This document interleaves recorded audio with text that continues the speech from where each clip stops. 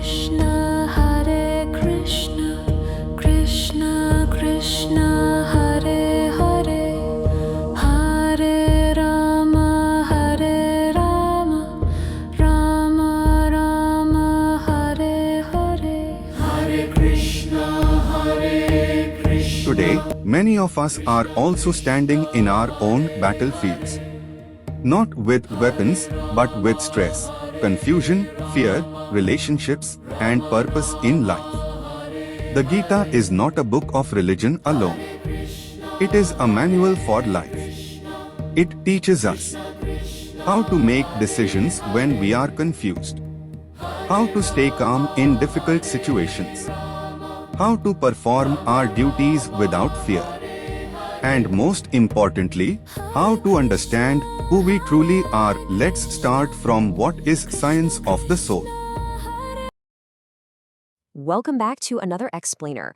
Today we're diving deep into just one single ancient verse, literally the very first verse of the Bhagavad Gita. But hey, don't let the short length fool you. Hidden right inside these few lines of Sanskrit is an absolute masterclass in human psychology, internal bias, and a really profound metaphor that honestly still completely resonates today. You see, ancient texts like this, they aren't just dusty historical artifacts. They're more like mirrors reflecting our own modern minds right back at us. We're going to explore exactly how a thousands of years old conflict perfectly maps onto the anxieties and internal battles you and I face right now. Let's get right into it. Okay, let's dive into this. Imagine a wildly powerful monarch. He's sitting completely safe, tucked away behind the thick, fortified walls of his palace. He's got these massive, heavily armed forces ready for war, completely outnumbering his opponents. And yet, he is entirely paralyzed by anxiety. He isn't terrified of the enemy's weapons or their armor or even their brilliant strategy. No, he's terrified of the actual dirt they are standing on. So why on earth would a king fear a holy place? Well, that's the essential, fascinating mystery of King Dhritarashtra's pre-battle anxiety, and it's exactly the psychological puzzle we're going to solve today. To really ground our investigation, let's just listen to the literal text of the verse we're analyzing. It reads, Dhritarashtra said, "O Sanjaya, after my sons and the sons of Pandu assembled in the place of pilgrimage at Kurukshetra, desiring to fight, what did they do?" So what we're hearing here is a direct inquiry from a king, asking his secretary, Sanjaya, for a quick status report on the impending war. But there is this really profound irony happening. The king is physically blind, sure, but as we're about to uncover, he's also completely metaphorically blind to his own deep-seated biases and, frankly, his impending doom. Now, you might naturally be wondering how in the world can his secretary give him a live status report of a chaotic battlefield if they're both sitting miles away in a quiet palace room? Well, Sanjaya possesses what we can really only describe as remote vision. By the mercy of his teacher Vyasa, Sanjaya is granted the ability to perfectly envision the battlefield of Kurukshetra directly from the king's chambers. Think of it like a divine live seed, or maybe a highly advanced psychic drone hovering right over all the action. This brilliant framing basically turns our analysis into a live crime scene investigation, where we get to look right over Sanjaya's shoulder as the whole drama unfolds. So the crucial point is actually hidden right inside a single compound word, Dharma Kshetre. This translates to in the place of pilgrimage, and it gives us the vital geographical setting. Kurukshetra isn't just some random patch of land or a valley or an ordinary field chosen for a quick skirmish. Not at all. It's a deeply revered place of pilgrimage. From immemorial time in the Vedic age, it's been this sacred ground where rituals are performed. The air there is literally thick with thousands of years of devotion. So this isn't just a physical battlefield. It's a highly spiritually charged arena. And that changes the whole shebang. Moving smoothly from the physical geography directly into the king's pretty turbulent psychology, we hit our next loaded Sanskrit word, mamaka. This translates simply to my party or my sons. With just this single, seemingly innocent little word, the king's internal bias is totally exposed, and the damage to his family dynamic is absolute. He isn't looking out at a united kingdom. He's not lamenting a tragic civil war that's tearing his shared family apart. Nope, he is aggressively drawing a massive, unforgiving line in the sand right before a horrific massacre.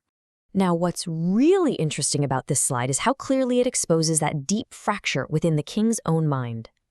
On one side of this mental divide, Dhritarashtra deliberately claims my sons, the Kurus.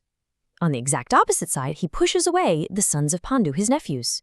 The really tragic irony here is that they are all part of the exact same family heritage. They share the same bloodline. But by deliberately splitting them into this harsh us versus them dynamic, he reveals his fatal flaw.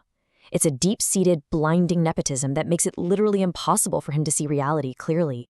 Which brings us to what we can basically call the geography of fear. The king's strategic nightmare is playing out on multiple fronts here. He desperately wants total, uncompromising victory for his corrupt sons. No peace treaties, no shared land, none of that. But he's sweating in his palace because he knows Kurukshetra is a revered place of worship, so holy it's respected even by the denizens of heaven. He also knows his nephews, the Pandavas, are by nature deeply virtuous. He is utterly terrified that this intensely holy environment is going to actively favor the virtuous side. Essentially, the terrain itself is fighting against his family. And, as if fighting on holy ground wasn't enough to completely shake his confidence, there's the ultimate wild card. The supreme personality of Godhead, Sri Krishna, was physically present on the side of Arjuna, one of the virtuous Pandava brothers. Knowing the Lord himself was guiding the opposing side absolutely amplified the king's deepest, darkest doubts.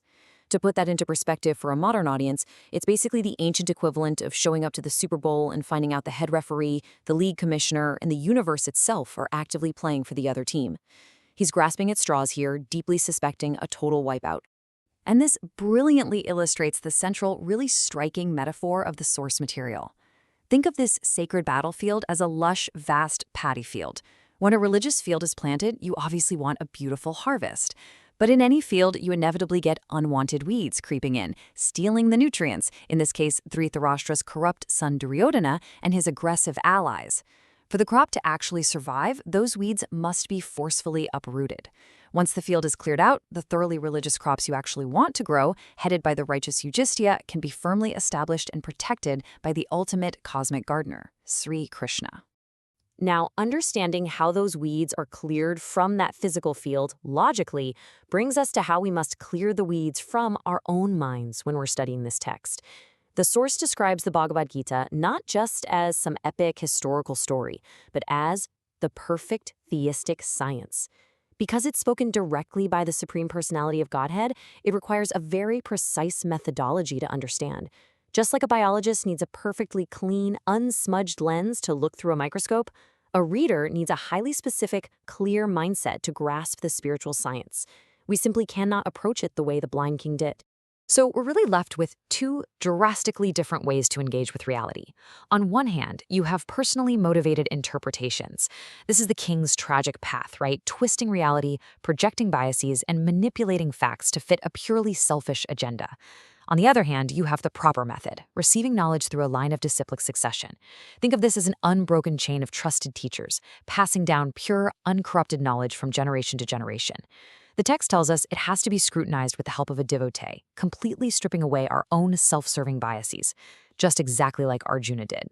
When we actually manage to achieve that crystal-clear mindset, the true magnitude of the Bhagavad Gita reveals itself. If someone is fortunate enough to understand it without any motivated interpretation, that study surpasses all other studies of Vedic wisdom and all other scriptures of the world. I mean, that is a profound, breathtaking claim. You will absolutely find everything contained in other scriptures right here, but you're also going to find incredible, universe-altering truths that exist literally nowhere else. It's the ultimate repository of spiritual science, and it demands our absolute highest level of intellectual and spiritual honesty. Which leaves us with a final, highly provocative thought to chew on. Do we approach truth with a clear, unmotivated mind, or do we interpret the world merely to protect our own internal weeds? King Dhritarashtra's ancient nepotism and crippling fear aren't just historical footnotes.